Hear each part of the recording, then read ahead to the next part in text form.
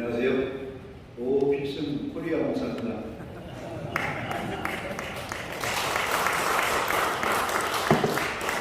2015년도에 제가 이제 마을 목회 신학이라는 용어를 제가 처음 사용하기 시작했습니다. 그 용어를 사용하기 시작하게 된 것이 제가 이제 페이스북상에 2015년 4월에 그 가칭 예장 마을 만들기 네트워크라는 그런 단체를 만들어서 우리 한국교회를 좀 새롭게 하자 하는 그런 제안을 해서 시작이 됐는데, 우리 통합 측에서 이 마을 목회가 우리 최기학 총회장님 때 굉장히 왕성하게 전해졌고 확장이 돼서 지금은 이제 한국교회가 마을 목회로 나가고 있습니다. 오늘 이 시간에는 갈릴리 예수연구와 마을 목회라는 그런 주제를 가지고 태안의 한마음교회 담임 목사님이시고 우리 마을 목회 신학연구소 소장이신 이재동 목사님께서 강의해 주실 때에 좋은 시간이 되시기 바랍니다. 박수로 한번 맞이하겠습니다.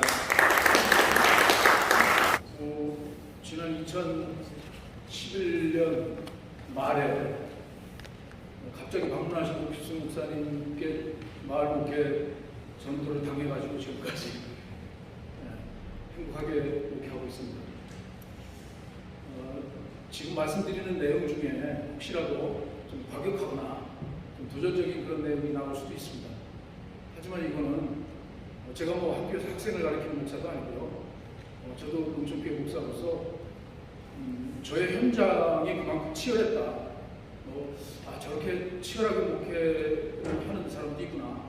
이 정도로 이해를 하시면서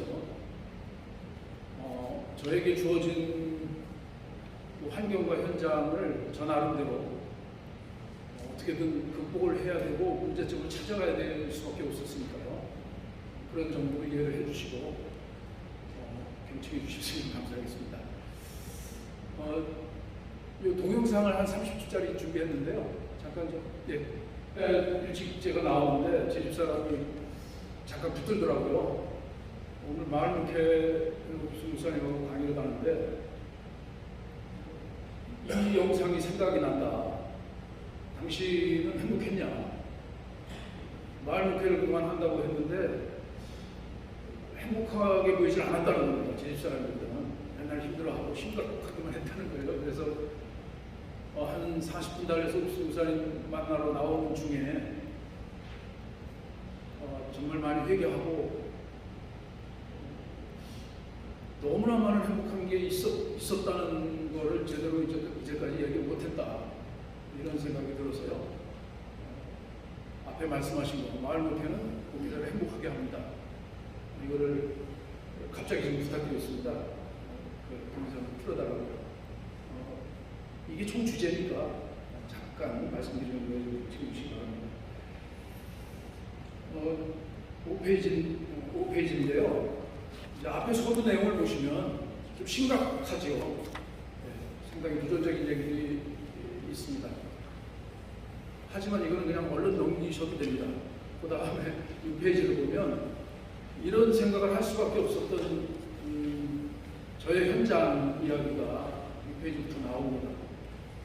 2001년 10월 9일 날 태안에 이삿짐을 풀었습니다. 이삿짐을 풀자마자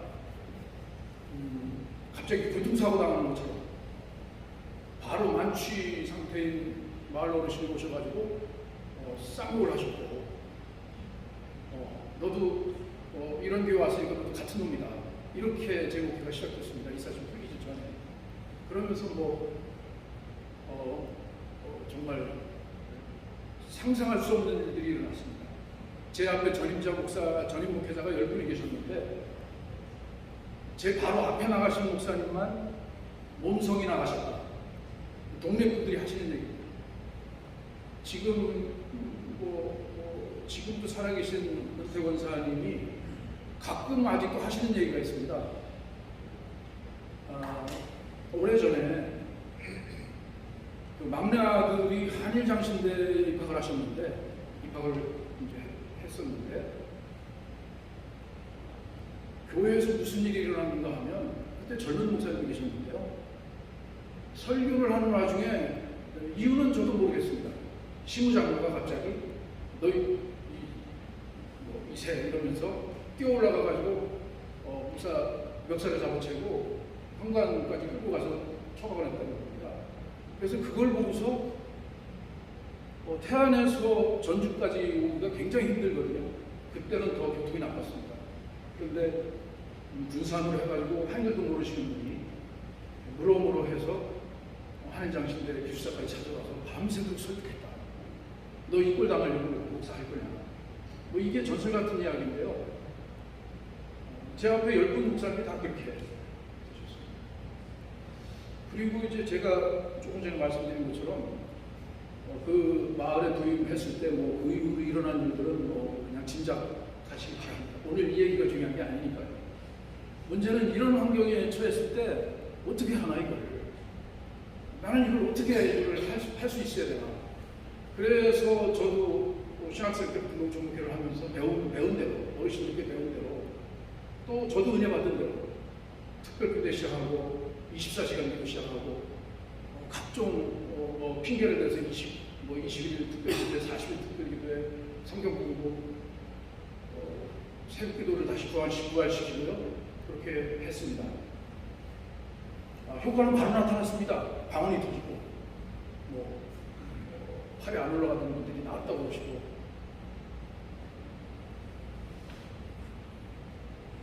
그랬습니다. 그런데 놀란 얘기는 이게 아니고 그 다음 얘기입니다. 알고 보니까 그분들이 바로 교회가 마을 사람들한테 그야말로 조금 거친 말을 해서 죄송합니다. 쌍욕을 듣게 하는 그 당사자들이었습니다. 사도 바울의 십자가 신학에 초점을 맞췄고요. 회개와 회심에 대해서 촉구를 했습니다. 찬송 소리가 달라졌고 기도 소리가 달라지고 십자가 설교를 할 때마다 은혜를 굉장히 많이 받고요. 정말 얼굴도 환해지고 자기네들은 정말 십자가 받았다고 감격해서 집으로 돌아가면서도 찬송을 부르고 하는 모습을 제가 봤는데 그들이었습니다. 어떻게 해야 될까요? 강단에 한 해겨울 엎드려 있더라고 비염이 생겨가지고 얼굴이 붓기도 하고 방법이 없었습니다. 할 수 있는 거는 이제 아이들을 모으자. 그래서 교회학교를 다시 재건시켰고요. 거기 이제 자료집에 나오는 대로 온갖 마을 목회에 관한 프로그램을 저는 그때 마을 목회인지도 모르고 일단 동네 사람들이 마을 사람들이 교회를 그냥 부르지를 않으니까요. 도둑놈교회, 신발 교회 이런 식으로 부르니까 대놓고 저한테 이렇게 신문지로 국화를 이렇게 말아가지고 여기 잠바 주머니에 넣고 저한테 저를 없애자기도 하고 그런 일이 부지기수 계속 일어나고 있었어요. 그러니까 미처 생각할 겨를도 없이 이 교회를 이걸 어떻게 하는가. 그래서 그때 제 집사람한테 2년 안에 여기 안 나가면 우리 죽을 것 같다. 그런 말을 할 수밖에 없었습니다. 그리고 지금 20년 남았습니다. 그러다 보니 그렇게 해서 아이들하고 이제 온갖 아이들을 모으고 교회학교 상설교회학교 개념으로 지금은 이제 아동보호센터죠. 그걸 4년 동안 360일 했습니다. 명절만 빼고. 여러 가지 이제 에피소드가 많죠. 그렇게 해서 한 3년, 4년을 했는데 아이들 입에서 그런 얘기가 나왔습니다. 어떤 아이가 오더니 목사님, 엄마하고 엄마 친구들이 화투를 치는데요. 교회 욕도 막 했어요. 원래 하는 거야, 괜찮아. 그러니까. 그런데요, 욕을 막 하니까 한쪽에 있는 어떤 아주머니가 야, 이제 그 교회 욕 좀 그만하자. 저 목사하고 목사만하고 불쌍하다. 이러더라고요. 4년 만에. 지금은 욕하는 분 없습니다. 그게 제가 거둔 성과입니다. 그렇게 해서 이제 여러 가지 프로그램에 한계가 오고 재정도 끊어지고 지원해 주던 교회들이 있었거든요. 그때가 2011년 였는데 아무것도 할 수가 없는 상황에 주저앉아 있는데 2011년 가을이었나? 오피스 목사님이 같은 노예시지만 그때 자주 뵙지도 못할 때인데 갑자기 오시더라고요. 무슨 생각으로 오셨는지 저도 지금 모르겠어요. 오셔가지고 한마디 생각납니다. 이 상황에서 나 돌파가 없습니다. 그러니까 그러면 그 마을에 나가서 우리 이렇게 조그만하게 밭 하나 얻어가지고 농사를 일단 시작을 해봐. 그렇게 해서 저는 마을먹기를 시작했습니다. 그리고 그 전까지는 이 교회의 상황을 극복하려고 최선을 다했던 거죠. 그냥 다만 마을에 욕을 먹지 않으려고. 그렇게 하다가 이제 농사를 지러 나갔습니다. 굉장히 결심을 엄청나게 많이 해야 됐었습니다. 그리고 교인들이 반대를 했는데요. 반대하는 교인들의 면면을 보니까 자기네들이 저 목사가 이제 마을에 나가서 농사를 시작하면 자기네들에 대한 얘기를 다 들을 테니까 그래서 반대를 한 거더라고요. 그래서 그걸 알고 그러면 해야 되겠다. 그래서 이제 농사를 시작했죠. 그 이후로 이제 여기 자료집에 물려놨습니다. 지금까지 한 매주된 장소에서부터 교회 협동조합하고 귀농인 동업인회사 크게 들어가요. 그리고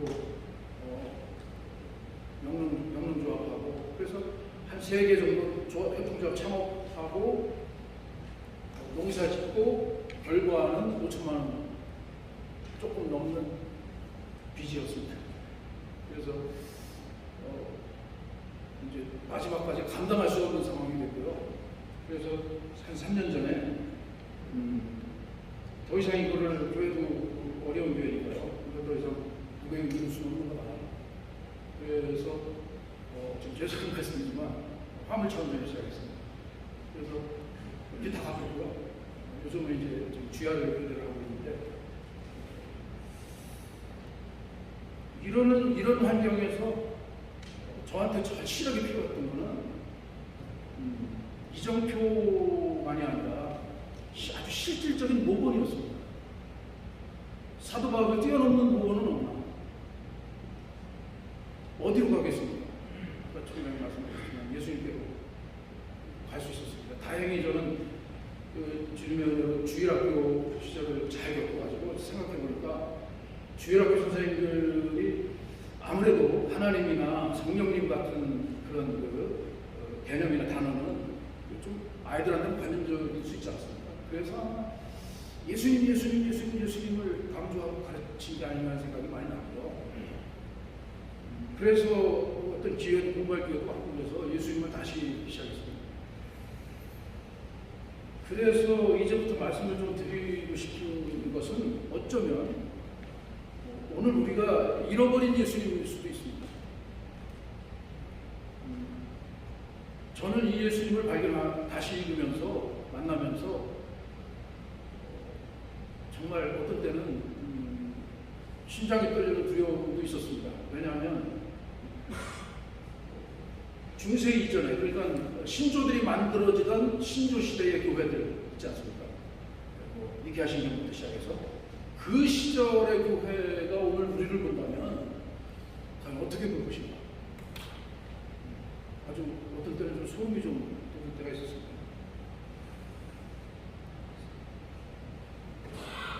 이제 지금 쭉 말씀드린 것처럼 가장 중요한 문제를 찾아냈는데 다 아시다시피 우리 한국교회의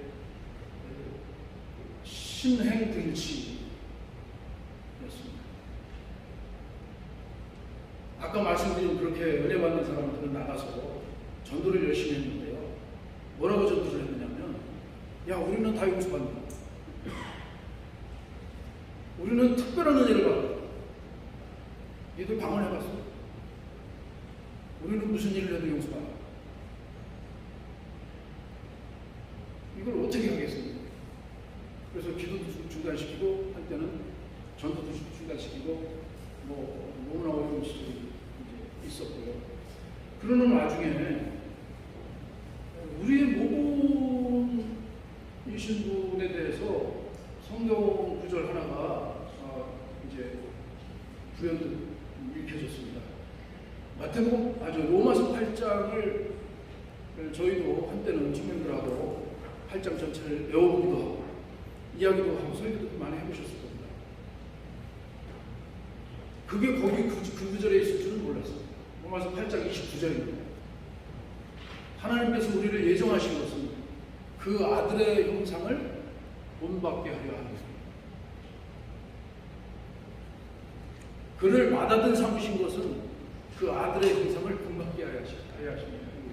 이 반구절이었습니다.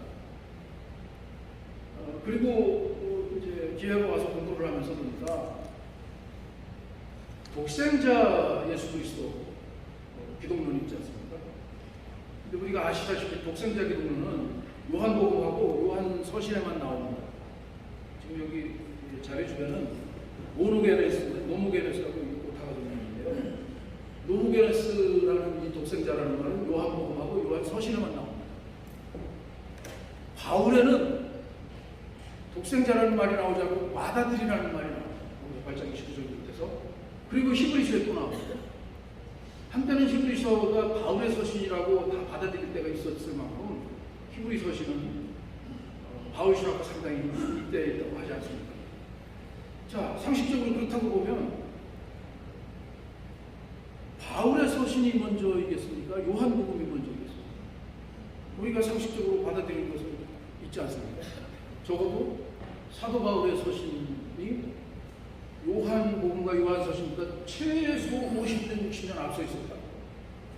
자, 그렇다면 초기교회, 바울 당시의 원시교회 그 초기교회는 50년에서 60년 동안 적어도 독생자 예수님을 고백하는 줄을 모르고 있었고, 바울이 편지를 자연스럽게 주고받은 걸 보면 맏아들 예수님이라는 기독론을 통용하고 있었다는 것쯤은 뭐 충분히 추정을 하고 해도 과하지 않을 거라고 저도 그렇게 생각하게 되었습니다. 요한은 원래 우리가 아시다시피 사도 요한은 요한복음이나 요한서신, 특히 요한복음이 그 당시에 원시교회에 아주 막강한 영향을 미치고 있었던 영지주의를 극복하기 위한 거라고 저도 그렇게 배웠습니다. 영지라는 어떤 영적 지식이라는 그런 어떤 객관 보편적인 어떤 그런 철학적 개념이 또한 그런 하늘의 지혜가 진리가 예수님을 대체할 수 있다, 대체하는 그런 아주 위험한 현상으로 막 먼저 나가고 있던 거 아니었습니까? 그때 요한 공동체는 요한복음을 쓰고 요한서신을 쓰면서 굉장히 놀라운 이야기를 하죠. 보편 진리가 아니고 유일한, 그러니까 하나라는 뜻이 아니고요, 유니크한, 더 이상 다른 게 없는 독특한, 가장 유니크한 그 유일성이 유일한 성격, 그 유일성을 가진 진리가 예수 그리스도이다. 이런 그걸 선포하기 시작했는데, 어쩌다가 보니까 오늘 우리에게는 예수님의 신성을 표현하는 말로만 이렇게 이해가 되는 경향이 좀 있는 것 같고요. 그러다 보니까 예수님은 그저 우리가 뭔가를 기도했을 때 응답해주는 신적인 존재, 우리를 죄에서 신적인 능력으로 건져주는 뭐 그런 정도로만 치우쳐서 생각하는 경향이 있는 게 아닌가라는 심각한 문제점을 갖게 되었습니다. 그래서 농사를 지면서 이 문제를 다시 읽어내면서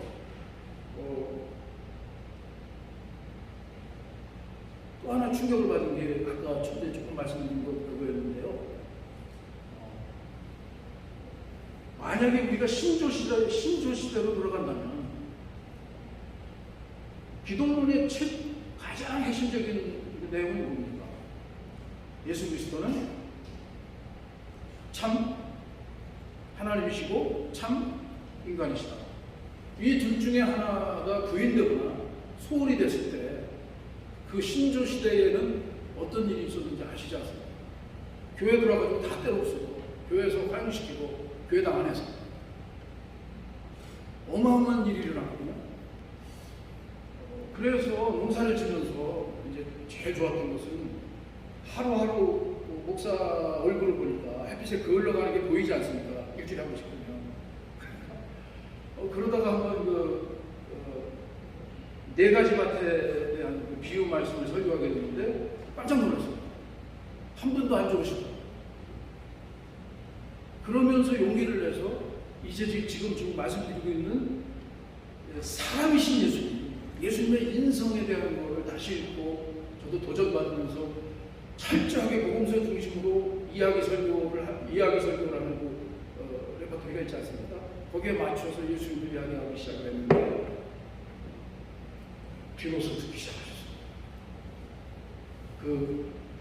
무지막지하게 교회에 와서 싸움을 하고 폭행을 행하는 그런 사람들이 유교회들이 있었는데 그분들이 그런 일을 해도 숨소리도 못 내던 그야말로 민중 최의 민중이죠.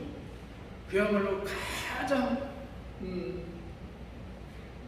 죽자적이고 자기 스스로를 보호하거나 변명할 수 없는 그런 한글을 모르는 분들이 대부분이시니까요. 그런 분들이 아주 눈을 동그랗게 뜨고 듣기 시작하는 걸 보고 저도 충격을 받을 수밖에 없었거든요. 지금도 예수님 얘기를 하면 아주 재밌게 들으십니다. 한 분은 이제 이거를 고민을 엄청 했습니다. 마을 분들하고 어떻게 소통을 할 것인가. 그러다가 저희가 고등학교 때부터 주일학교 반사를 할 때 사용했던 융판설교라고 아시죠? 기억하시는 분 없으십니까? 검은 융을 이렇게 놓고 그림 조각을 총천색으로 그림 조각을 그려서 여기 예수님 베드로 이렇게 해서 붙여가면서 이야기를 하는 융판설교가 있었거든요, 옛날에. 그게 보니까 제가 어디 이렇게 보관해 놓은 게 있더라고요. 그래서 그걸 다시 꺼내가지고 그걸로 이야기를 시작하고 한글 교실도 하고 그랬거든요. 반향이 엄청 뜨거웠습니다. 마치 그때 그 당시에 아주 유행하는 게 태조 왕건 사극이 있었거든요. 근데 태조 왕건을 보는 것 같다고 그러시면서 또 하라고 계속했습니다, 여러분. 그래서 그때쯤에서 어쩌면은 우리가 욥의 친구들처럼 욥이 진짜 알아들어야 할 얘기, 욥이 처해 있는 환경에서 들어야 할 언어가 아닌 것을 얘기하지 않습니까? 욥의 친구들이 얼마나 현학적이고 그런 이야기들이 욥이 분량이 엄청나게 많지 않습니까? 그래서 내가 이 지역에 와서 아까 주 회장님 말씀하셨지만 해외 선교사가 나갔을 때 그 언어를 배우고 마을로 들어가는 게 자연스러운 것처럼 나는 이 지역사회 어르신들의 말을 한 번도 배울 생각을 안 해요. 이런 생각을 그때도 했었습니다. 예수님은 우리가 아시다시피 하나님의 완전한 자기계시고 그리고 하나님께서 성육신 하셔서 이 땅에 보내신 아들이신데 실수가 있을 리가 없죠. 모자람이 있을 리가 없습니다. 한데 인간 예수를 얘기하면 왜 모자라 보이고 피하고 싶고 왜 그렇게 된 건가 하는 이런 문제의식이 굉장히 많아졌던 겁니다. 그래서 본격적으로 예수님에 대한 이야기를 이제 시작을 하면서 저 자신이 눈에서 비늘이 벗겨지는 것 같은 그런 느낌. 그래서 저는 주일학교 시절로 돌아가서 지금 다시 예수님 있는 것 같은 그런 두근거림이 항상 있습니다. 사도 바울을 보면 사도 바울은 그 당시 자기의 현장에 대해서 굉장히 충실했고 그리고 그 현장에 충실한 사도 바울이 예수님을 만나고 예수님을 자기가 살아가는 현실에 선포를 하기 시작한 것을 우리가 아시죠. 그런데 거기서 항상 우리가 빼먹는 것이 뭐냐면 예수님 갈릴리 현장도 마찬가지지만 이분들이 사역하셨던 그 현장, 목회하셨던 그 현장에 대한 이해를 우리가 너무 안 하고 있다는 거죠. 마치 옛날에 독립운동, 우리 일제강점기, 일제침략기에 독립운동 하던 누구나 다 독립운동을 하고 어린아이, 남녀노소 다 정치적일 수밖에 없었던 그 현장보다 더 치열했던 것이 갈릴리라는 지역인데 우리는 너무나 라이브하게 그 현장을 바라보지 않고 그 현장의 언어로 들으려 하지 않고 그 현장에서 목회하셨던 예수님의 그 치열함을 만나려 하지 않고 이것을 그냥 우리식으로 읽어버리는, 그리고 우리식으로 해석하고 이야기해버림으로써 오히려 예수님을 신앙화시키고 있는가, 이런 생각까지 할 수 있다는 거죠. 사도 바울의 경우를 보면 그 당시 사도 바울이 치열하게 부딪혔던 분들에 대해서 저희도 이제 달리신학원에서 배웠지만 프랑스의 현대 철학자들이, 현대 사상가들이 기독교인이 아닌데 바울을 읽고 있습니다.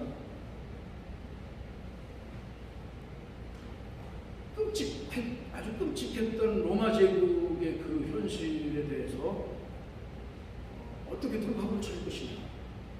철저하게 피라미드 구조이죠.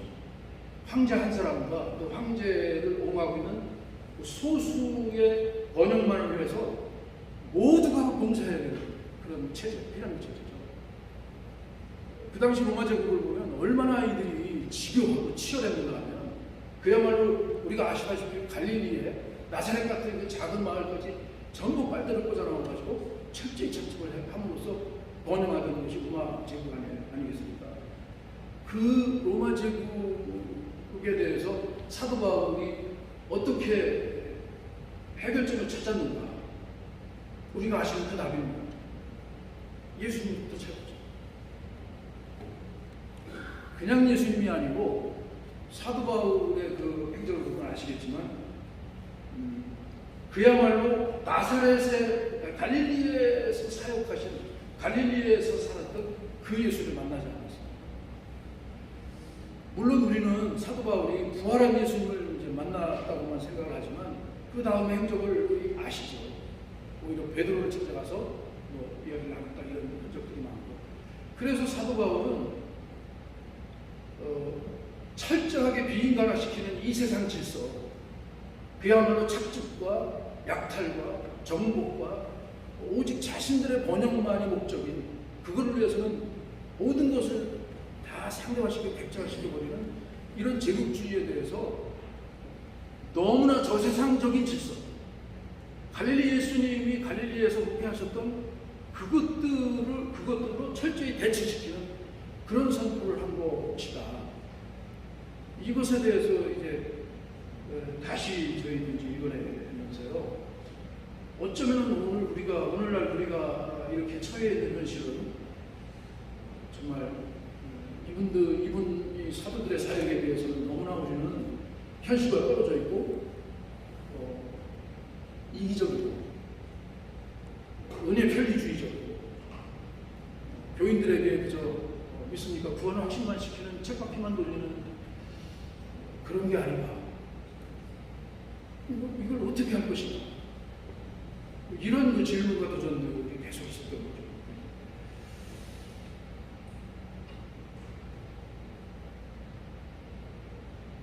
사도 바울 시대의 복음은, 유앙겔리온은 로마 사람들이 쓰던 언어입니다. 로마 사람들은 무엇을 복음이라고 했는지 우리가 아시죠.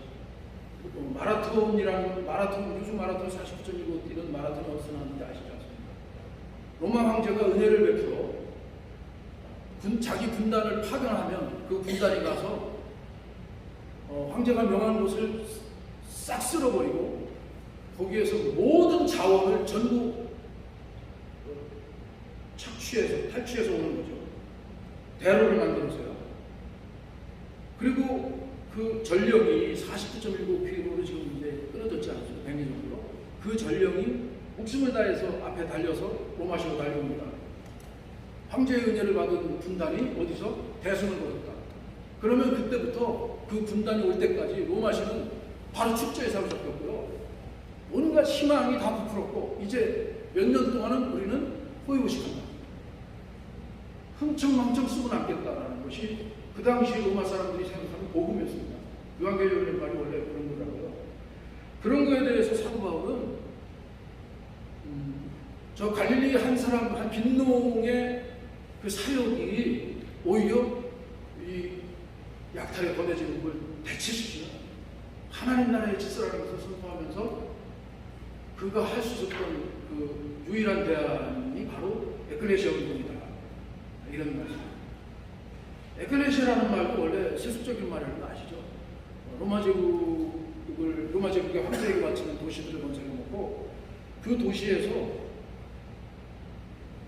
도시에 모여서 사는 사람들을 우민화시키는 거죠. 스포츠와 요즘은 이제 스포츠가 됐죠. 반환 경기장에서 엄청나게 버라이어티 쇼를 펼치면서 행하는 그런 그 연극 그리고 검투사들의 그런 경기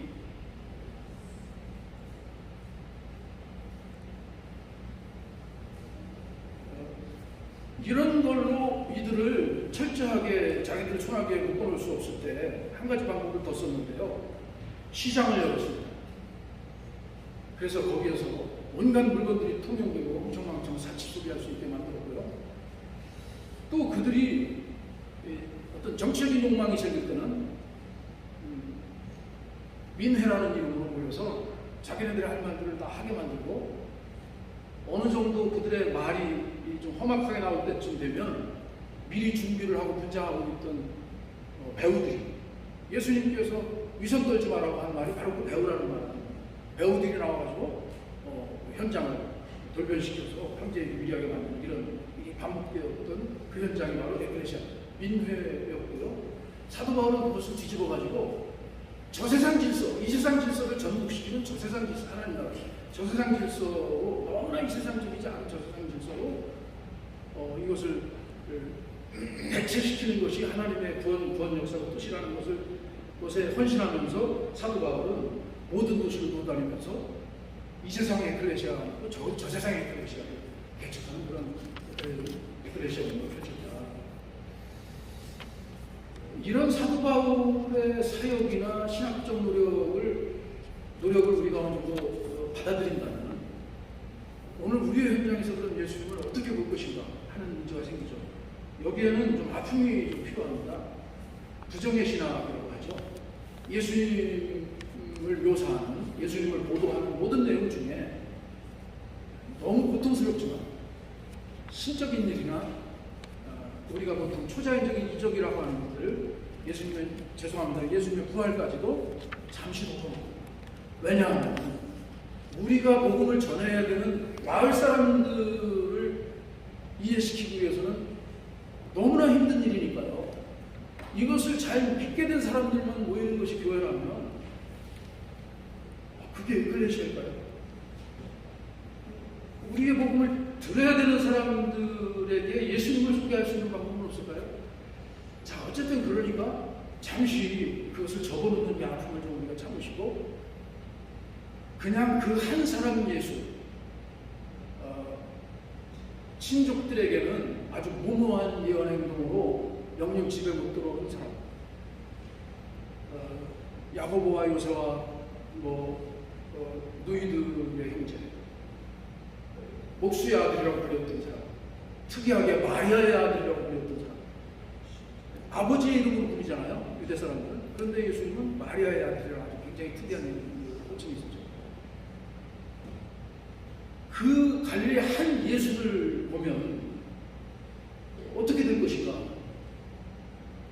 부족한가? 하나님의 계시로서는 부족한 걸까? 하나님의 구속사가 거기에는 안 나타나나? 그렇다면 하나님께서 성육신하신 것이 불완전하다는 것밖에 되지 않지 않습니까? 당시 갈릴리 사람이라는 말은 갈릴리 소장농이라는 말입니다. 소장농도 그냥 1차 소장농이 아니고 2차, 3차 소장농입니다. 갈릴리 지역의 그 비옥한 농토, 우리나라에 비하면 어림도 없지만 그 지역을 볼 때는 비옥한 농토죠. 그 지역을 전부 헤롯과 결탁해가지고 자기네들이 독점하고 있던 대제사장들의 농토였습니다. 대제사장들의 앞잡이들이 와서 갈릴리 농민들을 유린했고 그 갈릴리 농민들은 2차, 3차 소작으로 목살해야 됐습니다. 헤롯 왕에게는 분에 넘치는 엄청난 세금을 항상 짊어지고 노역을 감행하겠습니다. 헤롯 안티파스는 예수님과 반대편에 항상 있었죠. 헤롯 안티파스는 세프리스라는 그 고대 도시를 재건했고요. 그 다음에 티베리아스, 갈릴리 호수변에 있는 티베리아스를 어마어마한 통공사를 하고 지금도 유적이 남아있습니다. 그거를 그 짧은 집권 기간 동안 2번이나 그 대도시를 건설을 했습니다. 상식적으로 예수님께서도 아마 그 노역에서 끌려가셔서 노역을 하지 않을 수가 없었을 거라고 보는 겁니다. 이러한 가중되는 세금과 그리고 대제사장들이 철저하게 뺏어가는 그 농산물을 생산하는 것이 갈릴리 소장님들이었습니다. 그 사람들은 대제사장들의 앞잡이들이 와가지고 올리브 열매하고 포도나무를 전부 가져가면 그 찌꺼기에 다시 물을 붓고 발로 밟아서 으깨가지고 그걸로 연명을 했습니다. 포도나무하고 올리브나무 사이에 귀리, 요즘은 귀리가 슈퍼푸드죠. 근데 옛날에는 아니지 않습니까? 피 같은 거니까. 그것을 심어서 연명했고, 의식주를, 우리가 저희 어렸을 때 생각납니다. 아주 예전에 하신 농사꾼들, 의식주를 전부 스스로 해결해요. 1년 365일 무지막지한 노동이 멈추는 날이 없었습니다. 그렇게 해도 한 끼를 아이들한테 제대로 먹일 수가 없었습니다. 그래서 역사적 사실, 요세푸스 역사 사실에 보면 여기 대헤롯이 죽지 않습니까? 대헤롯이 죽고 그 아들 아켈라오가 잠시 이제 권력을 잡는데, 그때 역사적 사실에 보면 갈릴리 국민들의 대규모 반란이 일어납니다. 결과가 얼마나 참혹했는지 2,000명이 한꺼번에 십자가에 못 박혔습니다. 그때 그 갈릴리 국민들이 한 굉장히 아주 중요한 부르짖었던 선언이 있는데 뭐냐면, 그분들이 데모하면서 나와가지고 성장 앞으로 이제 모두 뭐 이렇게 농민반란이 진군에 들어가면서 마지막 가지고 있던 씨앗을 풀에 태웠습니다. 농사하시는 분들은 아실 겁니다. 이거는 내 자식도 죽이겠다는 거거든요. 그렇게 대규모 반란은 그 당시 갈릴리 사회에 아주 일상이었습니다. 우리가 너무 모르고 있는 현실이라고요. 기가 막히게도 예수님께서 사역하시던 그 짧은 기간에만 대규모 반란이 없었다는 게 아직도 기가 막히기도 하더라고요. 오죽했으면 로마의 황제는 이 변방의 변방, 아무것도 아닌 저 갈릴리 유대 지역이 너무나 골치 아파서 마침내 총독제로 바꾸지 않습니까? 총독을 직접 파견했고요. 갈릴리 농민들을 자극하지는 않게 저들이 수상한 낌새를 보이거나 반란을 일으키면 바로 달려가서 다음날 바로 진압해버릴 수 있는 아주 적당한 거리입니다. 갈릴리 호수 건너편 거라사에 지금도 남아있는 엄청난 레기온 로마 군단의 주둔지가 거기 있었고요. 시리아 총독 천부장이었습니다. 시리아 총독의 명령으로 그 로마 군단은 봉기가 일어나고 바로 다음날 호수를 돌아가지고 초토화시키는 그런 일이 일상대방에서 늘 일어나고 있는 현장이었던 거죠. 예수님의 목회 현장은 이런 현장이었던 겁니다. 이때 예수님은 뭘 하셨을까요? 그 당시 우리가 너무 잘 아시지만 이런 문제에 대해서 해결하는 움직임들이 굉장히 많았습니다. 첫째, 사두개인들이 있었죠. 그들은 성전을 통해서 하나님의 능력이 나타나고 하나님 나라가 회복되어야 된다고 했던 사람들입니다. 바리새인들이 있었죠. 바리새인들은 율법을 철저히 준수함으로써 하나님 나라의 해결을 우리가 그 은혜를 입을 수 있다고 했던 사람입니다. 그 다음에 뭐 에세네파나 이런 사람들처럼 광야에 가서 그야말로 역사적 종말을 기다리는 그런 사람들도 있었고, 또는 이제 역사적 자료들을 보니까 모세나 여호수아를 재현하려는 움직임이 있었고, 또는 애굽에서 광야로 나가가지고 정화되어가지고 가나안으로 들어온 것처럼 다시 유대 광야로 나갔다가 정화돼서 들어와야 된다는 그런 의문이 있었고, 사도행전을 보면 그 흔적들이 나오는 거 아시죠? 자칭 메시아들이 있었으나 뭐 자연소멸 됐다 이런 것들. 그뿐이 아니었죠. 예수님의 연주제자 중에 저는 개인적으로 나중에 주님 앞에 제가 혹시 가게 되면 갈 줄은 믿습니다만은 만나고 싶은 아주 의외의 사람이 있습니다. 그 셀로 시몬을 만나고 싶습니다. 셀로 땅은 아시지만 시카리보다는 못하지만 시카리는 이제 예루살렘 시내에서 활동하던 이제 암살단이었고요. 셀롯당은 열심당이라고 해서 뭐 그들은 암살단이죠. 그래서 베드로도 칼을 가지고 보면 그것도 셀롯당이 아니었냐는 그런 성서학자의 연구도 있습니다만, 사람을 바로 죽이는, 그리고 로마의 앞잡이들을 바로바로 만나는 대로 살해를 해버리는 것이 하나님께 충성하는 거라는 그런 엄청난 믿음을 가지고 있었던, 그리고 신체에 옮기던 이런 과격한 단언심이 어떻게 예수님과 같은 비폭력주의자, 철저한 비폭력주의자에게 매료됐고 굴복이 됐나. 여기에 좀 핵심이 있을 것 같다는 생각을 저는 개인적으로 많이 했었습니다. 예수님은 이 모든 데 속하지 않으십니다.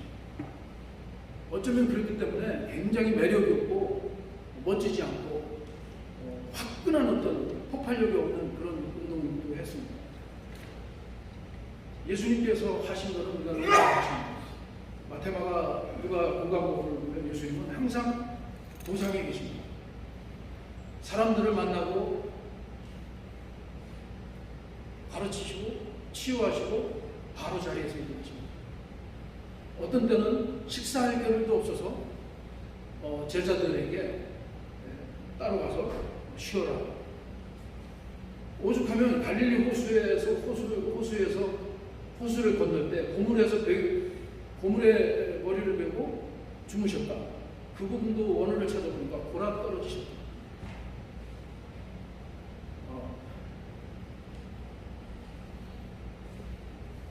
마음만이 아니면 육신이 너무 힘들 때 생각합니다. 그랬겠다. 고라 떨어지셨겠구나.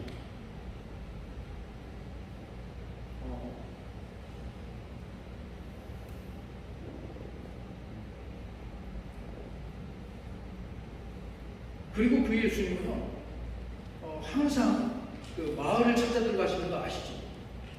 그러니까 정책님 말씀 보고 받았습니다. 신부 너무 많이 말씀해주시고요. 자 보십시오. 그 당시 예수님이 활동하시던, 목회하시던 그 지역의 간단한 이 지리적 구조를 보면, 이제 여기 갈릴리 호수가 있고, 여러분께서 보시는 방향으로 갈릴리 호수가 있고, 이쪽이 지중해 아닙니까? 그 갈릴리 호수하고 지중해 사이가 갈릴리 지역인데, 이 사이에 나사렛이 있습니다. 작은 마을, 지금은 완벽하게 발견해가지고 발굴했습니다. 그 다음에 그 갈릴리에서 가나로 가든가 가버나움, 호수변 가버나움으로 갈 때, 드나들 때 중간에 항상 거칠 수밖에 없는 대도시가 하나 있었습니다. 세포리스입니다. 찌푸리라고 하더라고요, 히브리말로. 근데 성경에 안 나옵니다. 전혀 없습니다. 안 나올 수가 없는 곳입니다. 그래서 저는 성경은 오히려 이야기하지 않음으로써 이야기하는 게 너무 많다는 걸 깨달았습니다. 예수님께서도 도시에 관한 이야기를 굉장히 잘 알고 계시지만, 마을을 들어가실 때는 도시에서 목회하시는 분들이 죄송하지만 농촌을 계속 찾아 들어가십니다. 그 이유가 있습니다. 농촌을 찾아 들어가셔서 어디로 가십니까? 제자의 길을 찾아 들어가시는 것이 아니고 회당으로 들어가시죠. 회당은 시나고게인데 원래 이것은 집당자로 번역을 한 게 아주 큰 오역이라고 합니다. 회당이 아니고 마을 모임입니다. 보고 발굴 결과를 보고 깜짝 놀랐습니다. 예수님 당시에 나사렛에는 회당이 없었습니다. 이 사실입니다. 역사적 사실입니다. 그 다음 거기는 굉장히 건조한 지역이기 때문에요, 발굴에 들어가면 층층이 다 나타납니다. 회당 건물이 있는데 그것은 분명히 예수님 이후에 지어진 건물입니다. 가버나움에도 회당이 없습니다. 예수님 목회하시던 그 시절에 회당은 나오지 않습니다. 시나고게를 다시 읽어야 됩니다. 원래 시나고게라는 말이 집당자를 쓰는 건물이 아니고 마을 회의였습니다. 마을 모임. 그러니까 마을에서 아이들을 가르치고 결혼식하고 마을에 작은 재판도 열고 갈등을 조절하고 외지에서 온 손님들을 마을 사람들이, 거기는 이제 해쪽 사회니까요, 맞이하고 그럴 때 사람들이 수시로 모이던 것이 시나고게 마을 모임이었던 겁니다. 그것은 어느 큰 부잣집 앞마당들이고 타작마당이라고 아시죠? 그 쇠똥을 물에 풀어가지고 바르면 바짝 마르면 깨끗하게 되지 않습니까? 그런 타작마당도 될 수 있는 것이 신약국이었습니다. 예수님은 그 신약국을 찾아다 하십니까? 알고 보니 마을 모임에 집요하게 들어가셨더라고요. 그리고는 거기에 들어가서 참여하시고 그들에게 피할 수 없는 하나님 나라의 임박함을 촉구하시고 철저한 혁신을 요구하시면서요.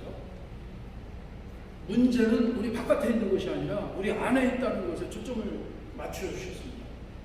안 그랬다면 아까 말씀드린 것처럼 시카리파나 셀럽파나 이런 사람들과 소통을 했을 것이고 그런 운동으로 가셨겠지만, 그래서 예수님의 마을 목회는 철저하게 제5운동, 제3의 운동이다. 그 당시 사람들을 볼 때는 매력이 없는 모임이었고요. 베드로나 이런 제자들이 예수님께서 겟세마네 동산에, 여기 이제 최후의 만찬을 하시고 겟세마네 동산으로 가시지 않습니까? 누가복음인가 보면 그 길목에서도 다투지 않습니다. 제자들. 네가 높으냐 내가 높으냐. 왜냐, 이 사람들은 우리가 아시는 대로 어떤 정치적 격변을 지금 이제 기대하고 있습니다. 참 예수님은 정말 고도하셨을 것 같습니다. 그렇기 때문에 제자들을 비롯해서 그 당시 사람들이 기대하던 하나님 나라와 예수님이 말씀하신 하나님 나라는 너무 큰 차이가 있었던 거고요. 그 갭은 예수님이 십자가 달리시고 그 이후까지 계속 가지 않습니다. 사도행전 1장에 보면은 예수님께 제자들이 나와가지고 이스라엘 나라를 회복하시고 이때인구나라고 정치적 질문하지 않습니다. 예수님께서는 그 마을에 들어가셔서 우리가 아시는 그 모든 그런 내용들이 예수님의 목회 내용인데,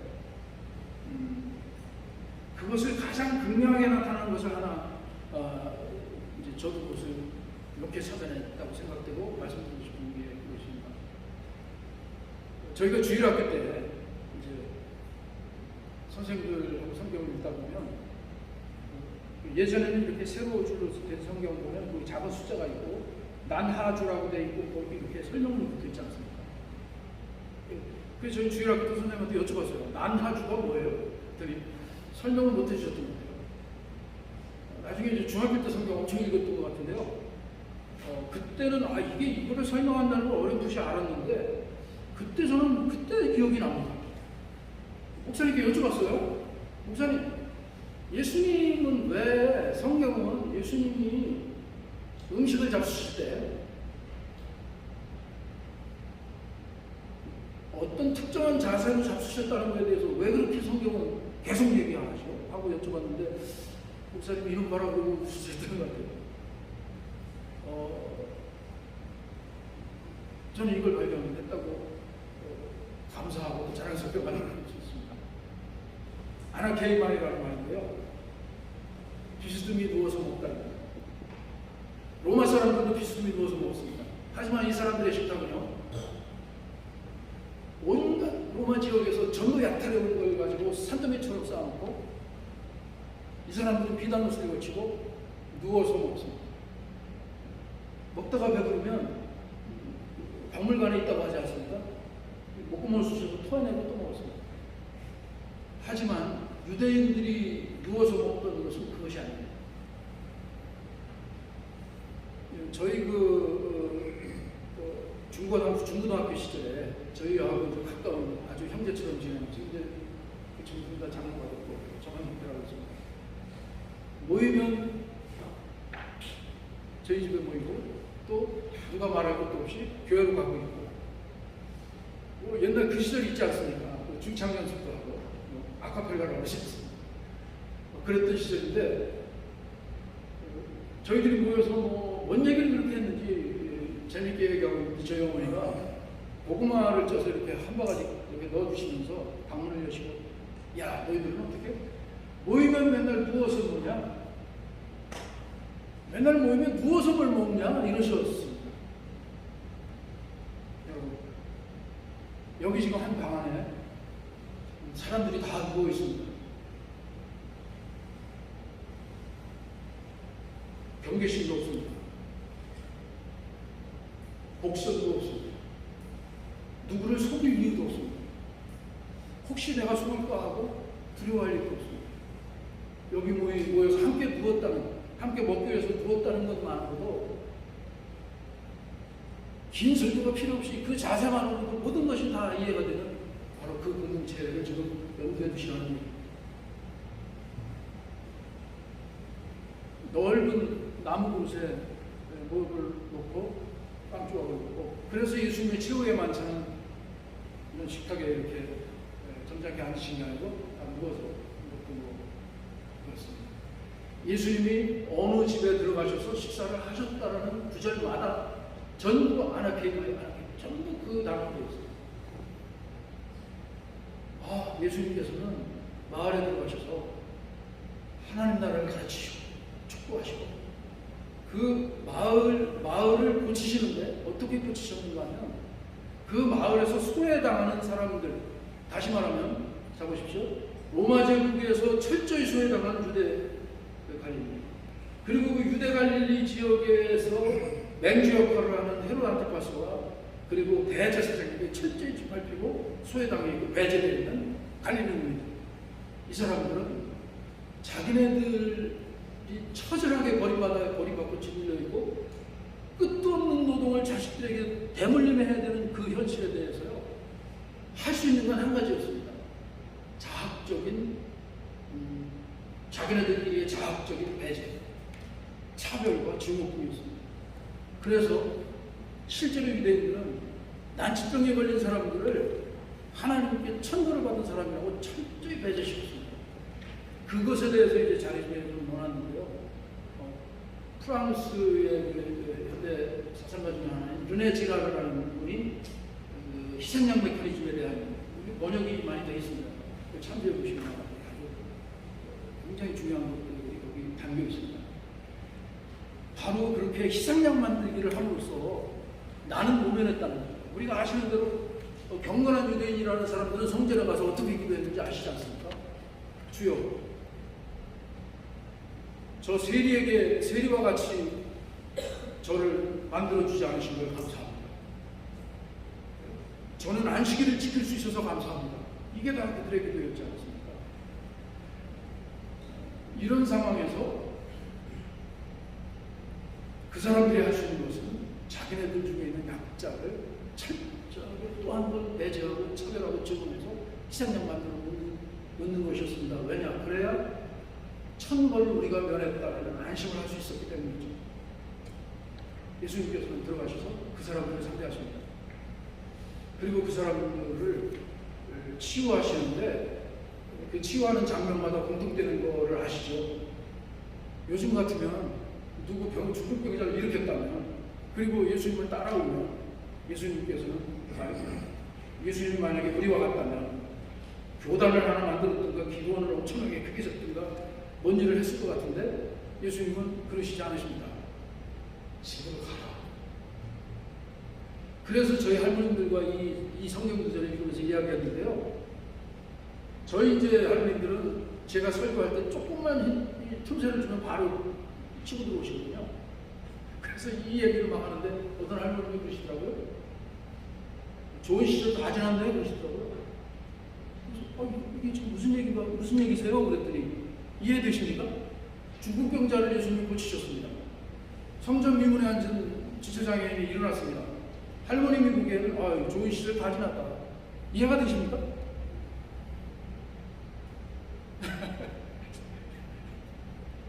자, 이제 그 사람은 집에 가서요, 자기 손으로 먹고 살아야 됩니다. 노동해야 된답니다. 지금까지는 아프다는 핑계로 안 해도 됐던 일을 이제 해야 되거든요. 가족을 건설해야 되고요. 생계노동을 시작해야 된다는 얘기입니다. 예수님께서는 그 사람에게 집에 가라고 그러거든요. 현장으로 가라고 그러죠. 삶의 현장으로. 하나님이 거기 계시다고. 그래서 그 사람들을 치유하시고 그 다음에 그 가르치시고 치유하시고 선포하시고 치유하시고 한 그것의 방점을 어떻게 찍으셨는가? 예수님은 배제한 사람들까지 불러모으고 그리고 차별된 사람들까지 불러모아서 함께 먹는 아나케마의 마을을 고치는 그 사역 때문에, 그 은혜 때문에 오늘 제가 여기 있고 목사님께서도 좀 여기 있는 좀 있습니다. 예수님께서 오셔서 부자들만 상대하셨거나 권력자들만 상대하셨다면 우리는 여기 있을 수 없습니다. 상식적으로 그렇습니다. 로마 제국이라는 그 제도 자체가 그렇게 되지 않습니다. 이런 이야기를 할 때 저희 그 교우님들, 할머니들이 할아버님하고 이분하고 눈이 반짝반짝 떠지십니다. 예수님이 천국은 침노하는 거라고 했습니다. 이 얘기를 해요. 목사님들은 안 그러셨습니까? 저는 그게 아주 해석하기 어려운 구절 중에 하나였거든요. 그런데 갈릴리 예수님을 만나면서 해결이 되어버렸습니다. 예수님의 목소리는 이런 겁니다. 자, 예수님도 지금 여기 갈릴리 소장님입니다. 동네 목수라는 말은 지금처럼 뭐 일당 35만 원짜리 기술자가 아닙니다. 그 당시 그 배경, 그 당시 사회적 상황을 보면 2차, 3차 소장으로도 생계가 안 되는 사람들이 동네 온갖 잡일을 해서 생계하는 사람들을 목수라고 그랬습니다. 그게 사회적 계급이었습니다.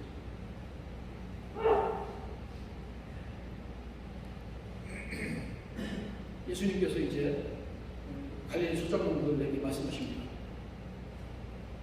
하나님 나라는 우리 거예요. 조금 이렇게 상상하면서 들어주시기 바랍니다. 하나님 나라는 저দের 것이 아니다. 온갖 위선과 아직과 기만 속에 있는 저들의 것이 아니다. 속지 마. 우리 거야. 본래 하나님 나라는 이 땅에 오셔서 심겨지셨다.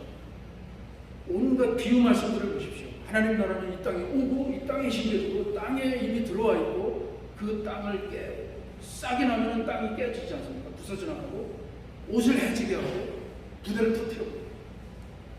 예수님의 비유 말씀 중에 가장 대표적인 게 있습니다. 겨자씨 비유입니다. 겨자씨 비유를 다시 읽어보니까 제일 어려운 그 구절이 있습니다. 예수님이 이렇게 말씀하시죠. 우리가 하나님 나라를 뭐라고 비유할고 이렇게 말씀하시는 것 굉장히 친근합니다. 어떤 사람, 어떤 농부가입니다. 겨자씨를 가져다 밭에 심은 것과 같다입니다. 우리는 그런가 하고 저도 그렇게 됐습니다. 그런데 그 당시 갈릴리 농민들은 눈을 동그랗게 뜨는 겁니다. 어떤 사람은 살짝 겁이 질릴 수도 있습니다. 겨자씨는 밭에 심는 게 아니거든요. 갈릴리 농민들. 만약에 겨자씨가 배추씨보다 작지 않습니까? 그냥 그 작은 겨자씨가 바람에 날려가지고 어디에 심겨질지 모르게 떨어져서 어디 밭에 떨어지면요. 그 겨자씨, 갈릴리 겨자나무의 특징은 지독한 생명력입니다. 그래서 한 번 떨어지면 이것이 씨앗이 되어가지고 제거할 수 없는, 그래서 그 밭을 다 망쳐버리는 것이 겨자씨였습니다. 그런데 그 겨자씨를 어떤 농부가 밭에 갖다 심겠습니까? 시간 다 됐습니다. 예. 누군가 원한이 진 사람을 망치게 하려고 그 사람의 밭에다가 몰래 갖다가 겨자씨 이렇게 뿌리는 거죠. 갈릴 사람들은 누구의 밭을 망치고 싶겠습니까? 로마 제국이 철저하게 지배하고 있는 그들의 세계, 그들의 앞잡이들이 착취하고 있는 대제사장의 밭, 자기네들이 농사를 짓는 그 땅. 하나님 나라는 이렇게 땅에 들어오셔가지고 지독한 생명력으로 이 죄악의 땅을 깨부수시고 대체하시고 무너뜨리고 새로운 것으로 만들어내서 어느 누구도 이것을 되돌이킬 수 없게 만드는 것이라는 이런 비유 말씀들과 비교하시면 하나님 나라는 저들의 것이 아니다. 그러니 우리가 주인공이니 우리가 들어가서 뺐자. 예수님은 이 갈릴리 농민들을 백체화되어 있는 농민들을 철저히 주체화시켜서 이렇게 세우셨던 거죠. 저희 할머니들이 굉장히 좋아하십니다. 이 얘기만 하면. 예, 얼른 맺겠습니다.